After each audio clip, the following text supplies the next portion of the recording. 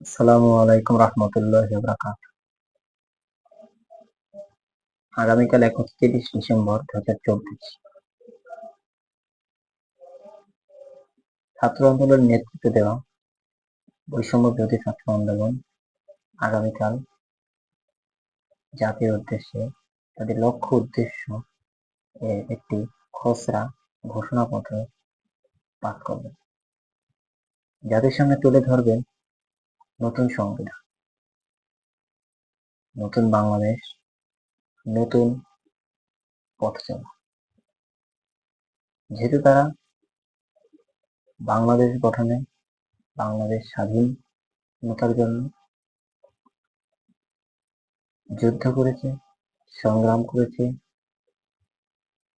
তাই তাদের লক্ষ্য উদ্দেশ্য থাকতেই পারে, অবশ্যই থাকবে, এবং তাতে সকলের পূর্ণ সমর্থন থাকা উচিত বলে আমি মনে করি।